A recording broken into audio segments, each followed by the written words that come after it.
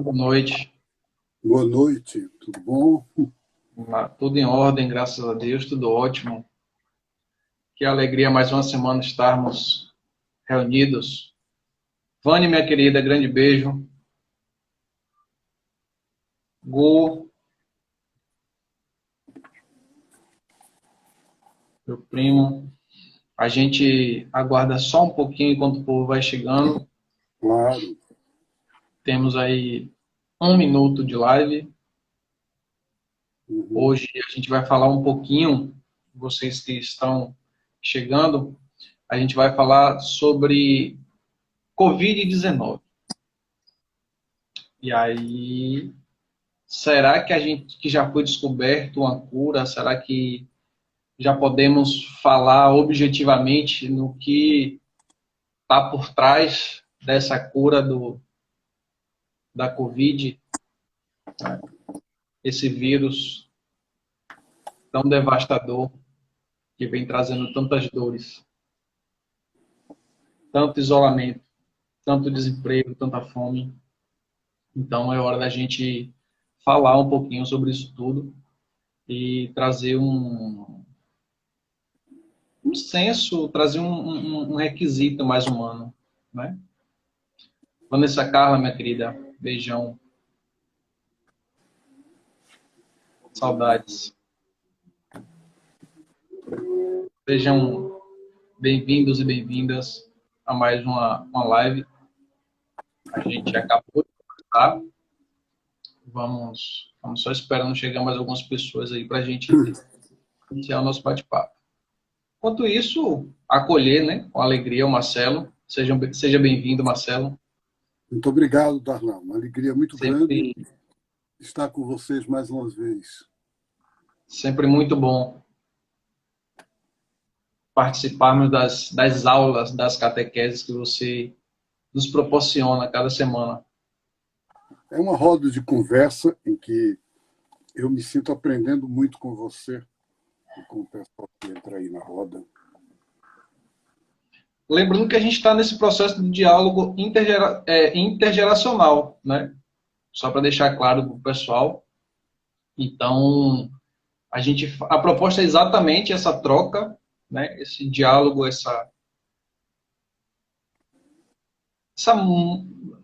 o aprendizado mútuo, né? Essa troca de experiências.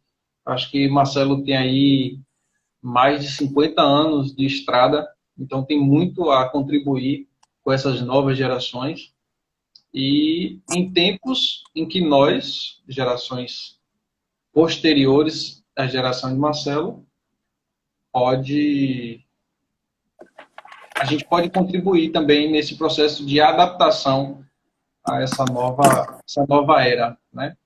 A gente já traz tudo dentro de um outro contexto, com outros nomes, né? É tudo na diversidade, na pluralidade, e a gente precisa fazer esse acompanhamento de forma tranquila, de forma natural e de forma que abrace a todos e a todas. É isso mesmo. Não é isso? Totalmente de acordo. Vamos acolher aqui o Edinaldo, a Tamires, minha irmã querida, beijo, maninha, a Maria Inês, a Alice, Leila Janaína, beijo, minha querida. Então, Marcelo, acho que a gente já pode começar, né? Acho que a gente pode trazer a pauta da nosso bate-papo de hoje. E o tema, né, o título da nossa live de hoje é Covid-19. Encontramos a cura? Será que dentro desse aspecto, dentro desse contexto um tanto louco que a gente vive, a gente já pode falar que tem aí uma cura para esse... Só que a gente não vai falar, só para deixar os nossos espectadores mais tranquilos, a gente não vai trazer aqui termos técnicos, né? A gente não vai trazer diante de uma visão, de um espelho da medicina, a gente não vai nem confrontar, nem debater sobre a ciência que trata dos problemas, que trata das situações do Covid. A gente vai falar muito mais dentro de um contexto social, dentro de um contexto político. E ainda podemos acrescentar que a gente vai falar dentro de um contexto mais humano. A gente tem todo o respeito por todos os profissionais envolvidos, né? Os profissionais de saúde, os motoristas, as pessoas que trabalham na limpeza dos centros de saúde. A gente tem consciência da importância do trabalho de cada um, de cada uma nesse tempo, né? E a gente deixa aqui o nosso reconhecimento, a nossa moção de gratidão, né? De reconhecer esses profissionais enquanto profissionais essenciais. E tem também aqueles profissionais de outras áreas, né? Que são de comércio, de farmácias, de mercado, que também não pode, de jeito nenhum, deixar de trabalhar. A gente reconhece. E a gente espera que... A gente sabe que ainda vai demorar um pouquinho para acabar totalmente, mas a gente espera que em breve a gente possa, pelo menos aos poucos, voltar à nossa rotina de trabalho diário, de encontrar as pessoas.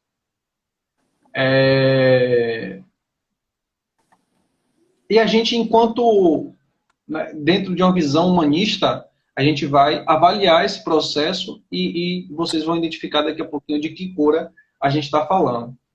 Esse vírus tem uma causa fisiológica, né? E tem um poder de transmissão absurdo.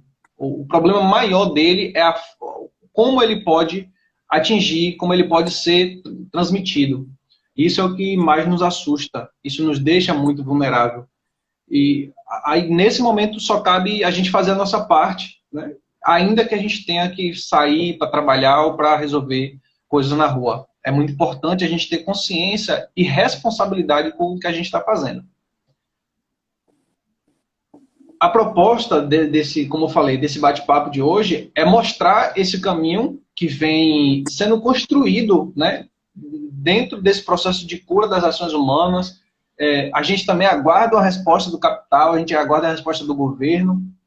São muitos desafios que vão sendo enfrentados, são muitas vidas que são ceifadas por esse vírus, são muitas famílias passando fome. A gente tem um sistema de saúde que é sucateado pelo governo, né, pelos governos, e pior ainda pelas iniciativas privadas, porque se eles podem vender, eles não vão facilitar que o pobre, que as pessoas menos favorecidas tenham acesso, né, à medicina, aos cuidados de saúde, entre tantos outros problemas. E aí, Marcelo, só para inteirar, né, a turma e você entrar no bate-papo também, no mundo existe uma média de mais de 200 grupos de cientistas trabalhando no desenvolvimento dessa vacina. Alguns deles trabalham para governos, outros para laboratórios, né? E tem ainda as empresas internacionais, as que fabricam medicamentos, as universidades que também estão investindo nesse ramo. E no Brasil, uma das equipes brasileiras, a equipe brasileira tem 15 pessoas e é comandada pelo Dr. Alexandre Vieira Machado, que é cientista da Fiocruz, lá em Minas Gerais. E aí, conforme essas notícias vão circulando, todos os testes estão em fase de testes pré-clínicos. Os testes são feitos em camundongos e o Dr. Alexandre declarou que a expectativa é que esses testes sejam concluídos até o final do ano. Ou seja, isso só vai sair lá para março, abril, maio do ano que vem, né? Então, nesse período, a gente ainda não vai ter uma vacina disponível. Então, o que a gente pode pensar disso, o que a gente pode esperar disso tudo? Olha, Darlan, cada vez mais eu me convenço que o médico, o enfermeiro, tudo isso que você falou aí, são fundamentais. Agora, que eles atingem, de certa forma, o sintoma. É como quando a gente toma um remédio para parar a dor de cabeça. E a pergunta não é se esse remédio é eficiente ou não, mas se ele atinge a causa da dor de cabeça. Então, a cura do vírus tem diversos níveis. Tem uma cura imediata. Você aplica a vacina, quando ela chegar, e a pessoa fica imunizada, não pega o coronavírus. Agora, tem uma terra fértil para coronavírus ou uma terra que se protege. A vacina não é apenas uma vacina que se injeta numa pessoa, mas é, de certa forma, um cuidado que se tem com a humanidade inteira e com a Terra toda, com a Mãe Terra. E esse cuidado, ele não é tarefa apenas do médico, do enfermeiro, do profissional de saúde, dos hospitais, ele está na mão de todos nós. E as espiritualidades originárias dos povos indígenas, das religiões afro-brasileiras, eu acredito que toda espiritualidade profunda, ela é a ligação de cura e salvação.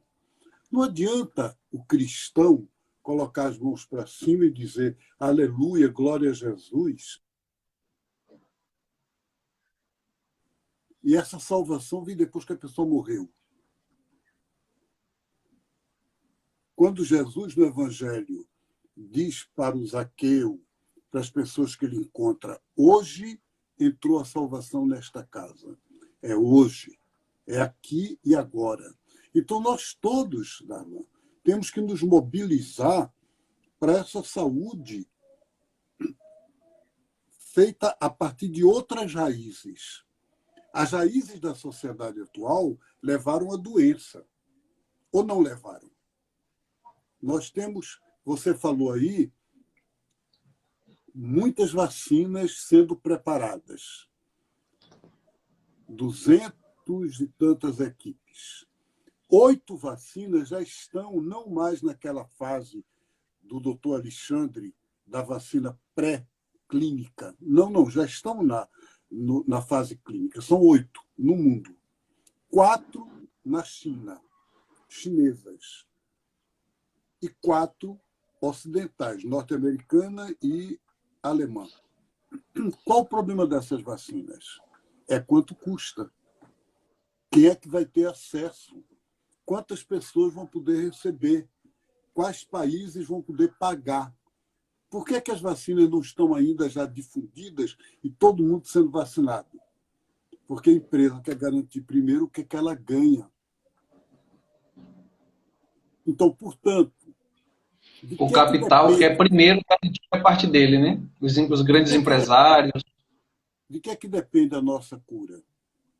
Depende da gente mudar esse sistema econômico que o Papa Francisco tem dito mata. Se mata, mata mais gente do que o vírus, o coronavírus.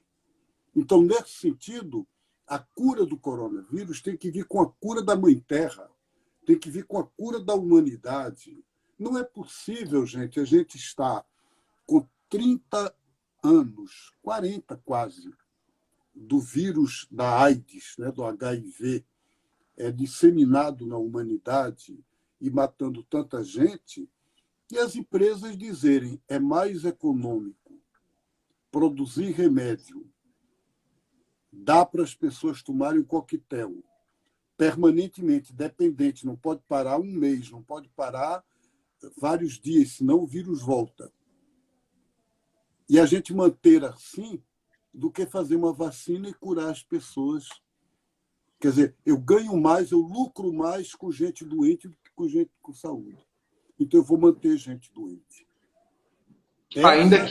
Ainda que isso coloque em risco a vida dessas pessoas de forma a perdê-las, né? Exatamente. Quer dizer, significa o mundo nosso é um mundo que se guia, se move pelo econômico. E isso tem que mudar.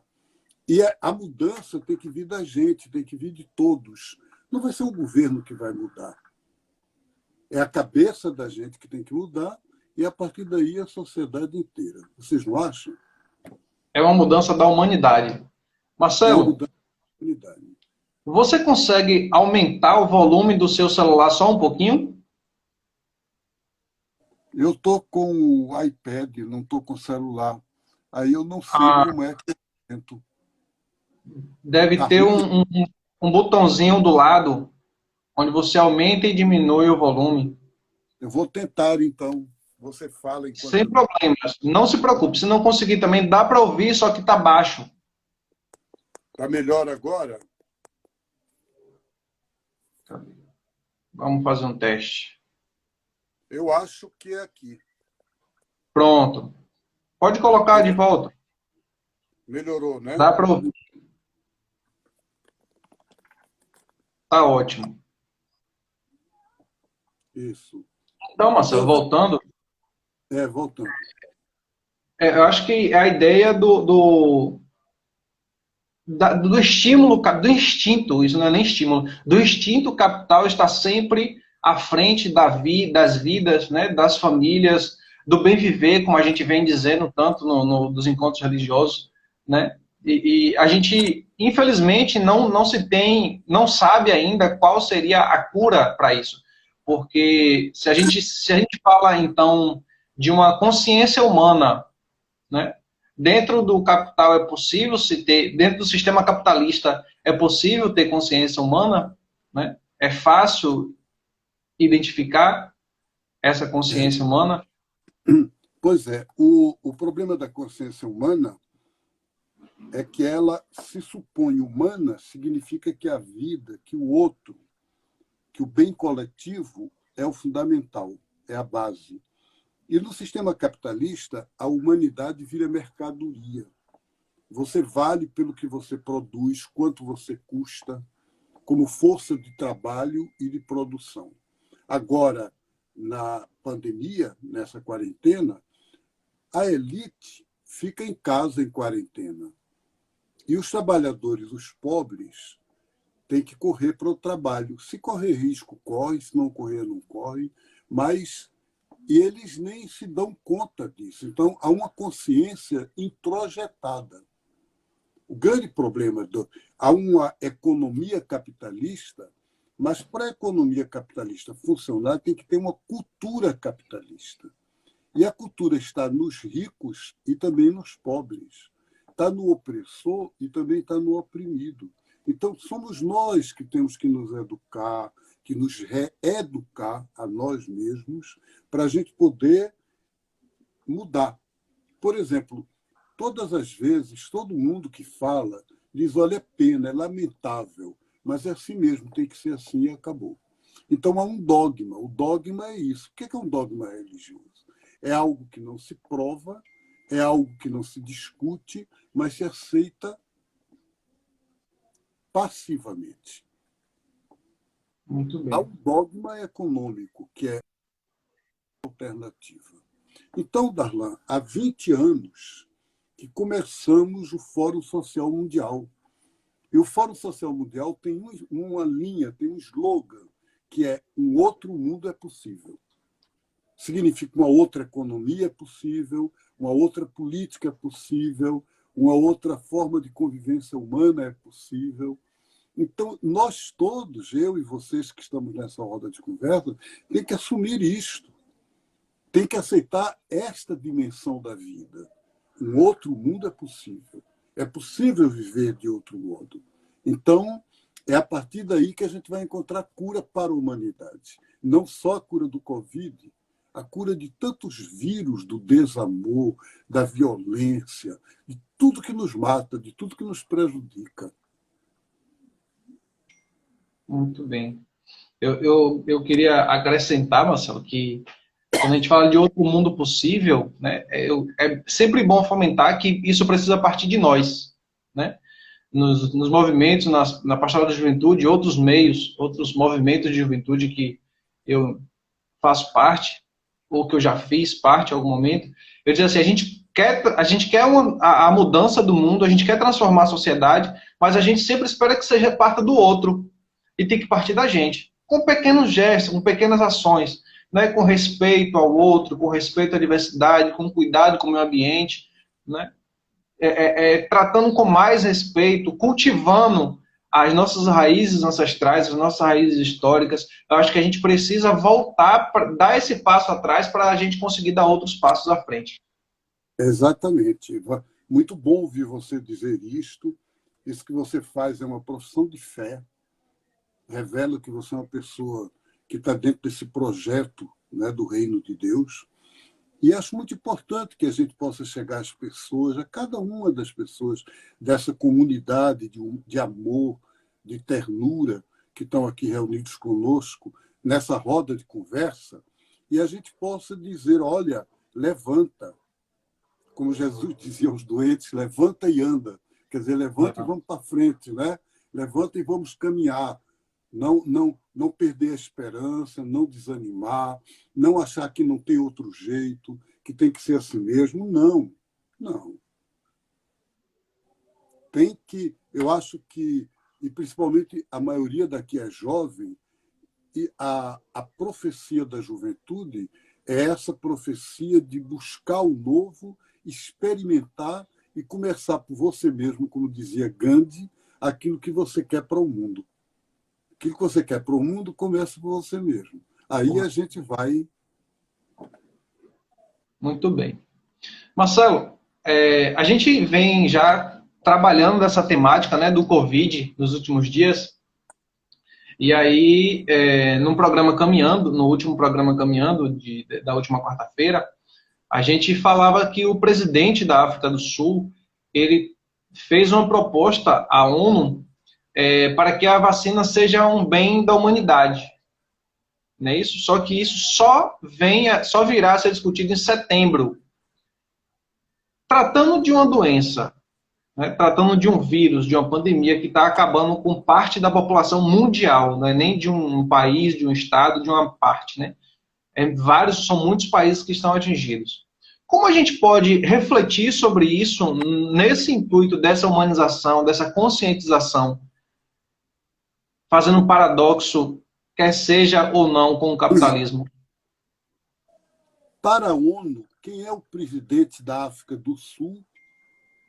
Um negro, lá do sul da África, diante do Donald Trump, imperador do mundo, presidente dos Estados Unidos da América, e que disse para a ONU se discute isso em setembro, porque ele vai ter eleição em novembro e não quer atrapalhar a campanha eleitoral se a ONU, por exemplo, fomentar a vacina gratuita e as empresas norte-americanas perderem o dinheiro que estão pensando em ganhar com as vacinas norte-americanas. E estão testando nos pobres de Porto Rico. Eu tenho uma amiga que é religiosa e que está numa cidade do interior de Porto Rico, e ela diz, aqui chegam os norte-americanos, donos do país, eles são uma colônia norte-americana, dependem dos Estados Unidos, e aqui eles formam o povo na rua, botam todos os negros ali, um atrás do outro, para entrar e ser vacinado. E eles dizem onde é que você mora, qual é o seu telefone, para daqui a 3 dias, uma semana, saber como é que você está. Então, eles estão testando vacina lá em Porto Rico, para, se essas vacinas derem certo, eles então venderem ao mundo e aos Estados Unidos. Darlan, você sabe que a Itália teve 800 mil pessoas, que é uma proporção imensa para a população do país, que morreram do coronavírus, e gritou para a União Europeia para ser socorrida, para ser ajudada. A Itália, que é um país que não é um pobre como o Brasil, ficou com os hospitais sem ter lugar, UTIs sem ter, respiradores não havia, aparelhos de respiração. Nenhum país da Europa, da própria União Europeia, a qual a Itália pertence, aceitou ajudar.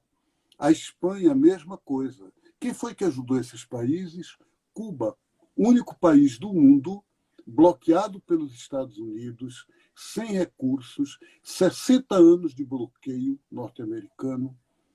Agora, os médicos cubanos, e a gente tem que entrar nessa campanha, vocês que estão me escutando aqui, por favor, entrem, digam que são a favor, votem a favor, entrem no site do MST, sou a favor de dar aos médicos cubanos o Prêmio Nobel da Paz 2020, que vai sair em outubro. E por que é que eles são candidatos? Porque eles foram de graça, eles foram ajudar no mundo inteiro. O que é que o Brasil do Bolsonaro e o Brasil do Temer fez com os médicos cubanos que vieram aqui ajudar a gente? que iam para o interior, em cidades onde nunca houve médico, locais que médico nunca chegou, atendendo o povo gratuitamente. Expulsou todos. É mais importante manter a política deles de direita do que a saúde do povo. Então, quando você pergunta qual é a reação é a gente formar não uma ONU, mas respeitando a ONU, mantendo a ONU, ninguém está querendo acabar com ela, mas a ONU é um organismo de governos. Então, o que a gente está querendo é uma OMU, OMHU, uma Organização Mundial da Humanidade. Então, é esta humanidade que tem que falar por ela. O que é que no Brasil vocês acham que o Bolsonaro nos representa para ir na ONU fazer um discurso em nome da gente, em nome do Brasil, só porque roubou, ganhou a eleição de 2018 e é o presidente da República? Então, é fundamental que o povo tenha voz própria. E, nesse sentido, junto à ONU, tem que haver uma Organização Mundial da Humanidade. E é por isso que a gente está numa campanha, numa luta, numa organização em vários países do mundo para a Ágora dos Habitantes da Terra. O que é a Ágora? A Ágora era aquela praça que, na Grécia Antiga, a Assembleia inteira dos cidadãos se reunia para decidir tudo. Tudo era decidido juntos pelos cidadãos. Claro que, naquela época, era uma sociedade que tinha escravo, que só quem era cidadão é quem era da cidade, dali mesmo. Hoje a gente quer uma ágora de todos os habitantes da Terra, homens, mulheres, crianças, todo mundo junto. E aí, essa ágora, quer dizer, esse fórum mundial, né, dos habitantes da Terra e das habitantes da Terra, eles terão esses 3 programas. Tornar a pobreza ilegal. Quer dizer, ilegal não é o pobre. Ilegal não é a pessoa oprimida que não tem onde morar. Ilegal é o estado em que ele está como fruto do roubo do sistema, da exploração da sociedade. Então, é a sociedade que é injusta, que é criminosa. E aí uma OMU, que junto com a ONU declare ilegal a pobreza. Declare que os bens fundamentais da vida, terra, sementes crioulas, água, saber, educação, são direitos de todo ser humano. E ninguém pode cobrar por isso. Então, o sistema público de saúde, a gente tem que defender o SUS. Tão maltratado, tão, né, de qualidade. Então, é a segunda questão. E a terceira é, na questão da saúde, essa questão das vacinas. As vacinas para todos os vírus que ameaçam a humanidade, e não só o Covid, serem gratuitas e de acesso fácil para todo mundo. Esse é o programa. Excelente. E como é, Marcelo, que o pessoal faz para ter acesso, para conhecer, para defender a Ágora? Então, eu queria dizer que isso já existe em muitos países, que no Brasil tem uma equipe já trabalhando. Desta equipe participam várias entidades, como o Fórum Panamazônico, a Rede Eclesial Panamazônica, REPAM, o Fórum Mundial pela Saúde. Então, tem um companheiro, Armando de Negrites, que participa disso, e várias outras entidades que entram nessa Ágora dos Habitantes da Terra, que vocês podem fazer parte, eu acho que de 3 maneiras. A primeira tem um manifesto que está sendo distribuído com esses pedidos que eu estou dizendo, com essas propostas, e vocês podem assinar. Aí você, Darlan, que conhece melhor do que eu como é que se mexe nesse negócio da internet, podia dizer para o pessoal como é que tem acesso a esse documento. Em segundo lugar, então, primeiro é assinar o documento. Segundo lugar constituir uma equipe local da Ágora, Comece a falar sobre isso onde você estiver, não para fazer uma nova organização, mas que, por exemplo, se você é da Caritas, a Caritas poder entrar nisto. Se você é da PJ, da PJNT, entrar nisso. Quer dizer, então, é o segundo momento, é o jeito da gente participar. E o terceiro é você próprio começar a debater estes temas que eu falei nas bases. O nosso irmão João, lá em Belo Horizonte, ele trabalhava no Colégio Marista. E, para o primeiro encontro internacional da Ágora, ele levou para o encontro cartas de meninos de escola, de quinta série, sexta série, do curso básico, para a ONU. Então, eles escreveram para a ONU: o que é que você quer pedir à ONU? Eu quero pedir isso, isso, isso, isso. Com a letra dele, assinado direitinho, isso foi entregue a uma pessoa que levou para a ONU. Pode não ter nenhum valor, a ONU pega um negócio desse e coloca no lixo. Mas esse processo de organização, ele é importante. Então, você imagine você professor, você agente de pastoral aí numa cidade do interior, você coordenador de PJNT, chegar para os adolescentes, para as crianças, para os adultos com quem você trabalha no grupo bíblico e outro grupo, e dizer: gente, o que é que você, se você pudesse hoje estar na Assembleia Geral da ONU, o que é que você pedia para a humanidade? O que é que você acha importante mudar nesse mundo? Escreve aí, coloca aí. Eu quero fazer um desenho para poder representar. Então, esse trabalho é um trabalho de dar uma nova consciência, de mostrar às pessoas que a gente pode mudar, que está na gente o poder de querer outra coisa e de mudar. E é muito importante isso. Então, é essa a resposta que eu te dou. Muito bem. De qualquer, como dizem, desenhar o futuro que a gente quer, né? Já que o poder Desenhar, está na mão de poucos. desenhar o presente e o futuro que a gente quer. Quer dizer, Muito o bem. futuro É que muito você tem, importante. mas já começando pelo presente agora, já hoje, aqui, agora. Eu quero para já. Né? Com certeza. O Helder está complementando a sua fala, dizendo que é muito importante a gente provocar as pessoas, principalmente as crianças ou adolescentes, a sonharem. Exatamente, Helder. É muito importante. A gente tem que sonhar, e sonhar, como dizia o Dom Helder, quando a gente sonha sozinho, é um sonho só. Agora, quando a gente sonha juntos, em mutirão, como diz aquela canção do Zé Vicente, né? Então aí o sonho se torna realidade. Muito bem. Marcelo, aí agora a gente falou no início, né? A gente disse que a gente ia falar dessa cura dentro de um processo humanista. Né? O questionamento seria: a gente encontrou a cura para o Covid, as pessoas estão preparadas, estão aptas ou estão nesse processo de cura? Quais curas que foram encontradas ou que podem ser encontradas nesse processo de recuperação e dos próximos passos do Covid? Olha, a minha impressão pessoal é que, quando a gente vê a situação brasileira,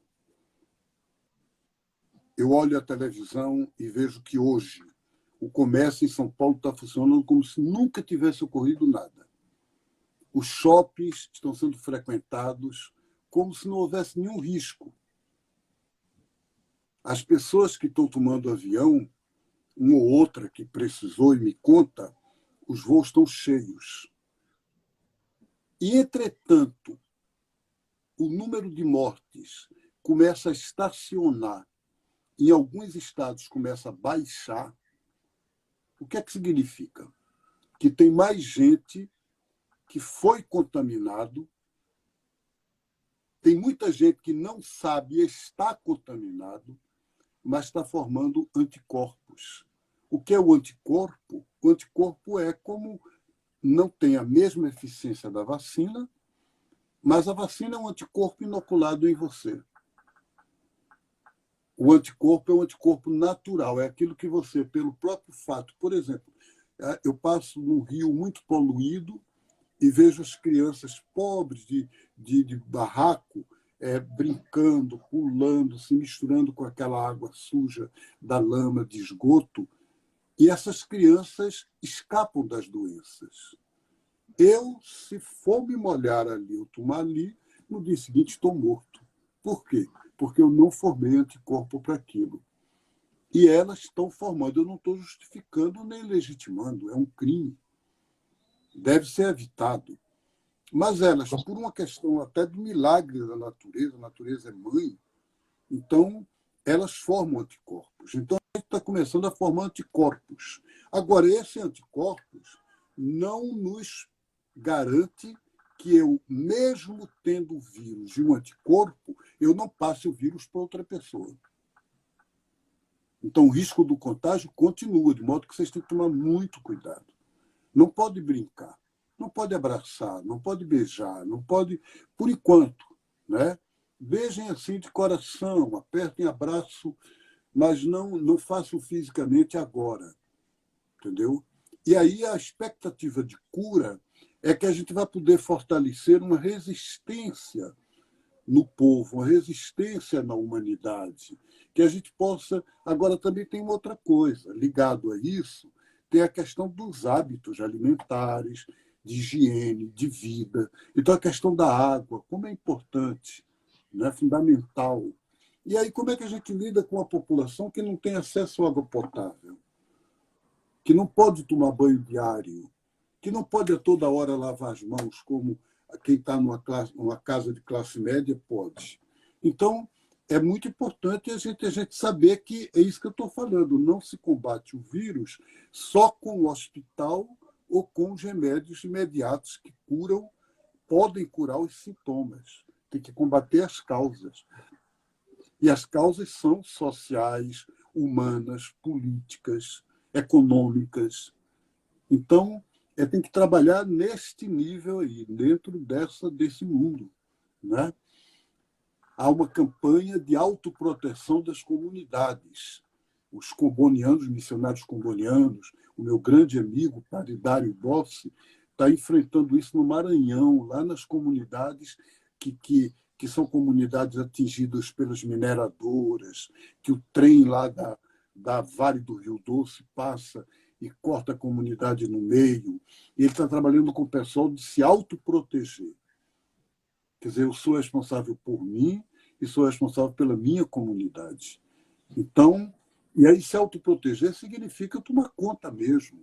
Então, se chega gente, por exemplo, uma comunidade indígena, que eu recebi uma denúncia do norte de Goiás, chegou uma caminhonete com pessoas na aldeia, e dessas pessoas, que eram 4, 2 estavam contaminadas com Covid. O que elas foram fazer lá?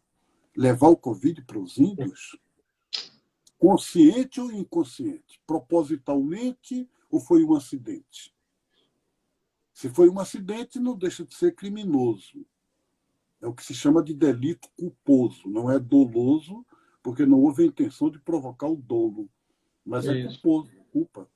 Então, seja como for, a comunidade tem que se proteger, gente. E vocês têm que ser agentes dessa proteção. Muito bem. A Tamires, ela trabalha num centro de população de rua, né, de atenção à população de rua, e ela está aqui dizendo que pode identificar que, apesar dessa loucura, né, a população de rua, ela pode identificar com as pessoas em situação de rua que, apesar de haver casos, né, inevitável, mas é um público menos atingido. Então, quando a gente fala da importância desse cuidado, né, a gente vê tanta gente aqui. Aqui tem bairros, os bairros nobres aqui de Salvador, por exemplo, onde tem mais casos de Covid. Então, as populações menos favorecidas, os bairros mais populares, o pessoal tem tido um cuidado maior do que... E a Tamires traz esse fato, né, de que a população de rua em São Paulo é o público menos atingido. Então, Graças a gente pode Deus, né? analisar Deus esse cuidado. Pois é, eu acho também, gente. Acho que tem um senso maior de solidariedade, porque a própria carência leva, né, as pessoas a dizerem dependemos uns dos outros. E a gente tem que saber disso, que nós dependemos uns dos outros. Nós precisamos uns dos outros. E nós vivemos uns pelos outros. Ubuntu significa isso na África do Sul. É uma palavra Zulu, Ubuntu. Eu sou porque você é. Se você não for, eu não sou. Se a gente colocar isso na mente, no coração, então muda muita coisa. Com certeza. Então é isso, meu querido. A gente agradece pelo bate-papo de hoje. A gente está aí nesse tempo de pandemia, buscando pela cura, tentando ficar em casa. E aí a gente deixa a dica, né? Fique em casa, tome todos os cuidados possíveis. Se puder, fique em casa. Lave as mãos com água e sabão, pelo menos a cada 2 horas. Se não puder lavar a mão, use álcool em gel. Né? Proteja quem você pode. Ajude uma família que necessita. Ligue para um amigo, uma amiga, sobretudo aqueles que moram sozinhos, sozinhas, porque além do processo do Covid, né, muitas pessoas têm desencadeado problemas psicológicos, depressão, ansiedade, e com isso a tendência é piorar. Então, sejamos solidários e solidárias, ajudando sempre que a gente puder, os nossos familiares, nossos amigos, as pessoas que conviviam ao nosso redor no tempo pré-pandemia, que dias melhores com certeza virão.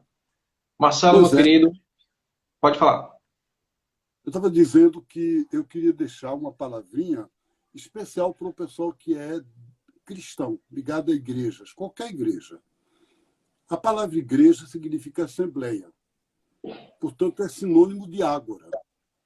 Aquilo que a gente falou, Ágora dos Habitantes da Terra, teria sido o projeto inicial, original das igrejas cristãs. Se constituírem como assembleias locais que formam a comunhão, e essa comunhão torna o conjunto chamado Ágora dos Habitantes e das Habitantes da Terra. Eu convido vocês a partir de baixo, a partir do laicato, a partir do mundo e não de dentro do templo, a gente fazer de novo das nossas igrejas Ágora dos habitantes homens e mulheres, irmãos e irmãs, habitantes da Terra. Um beijo no coração. Deus abençoe.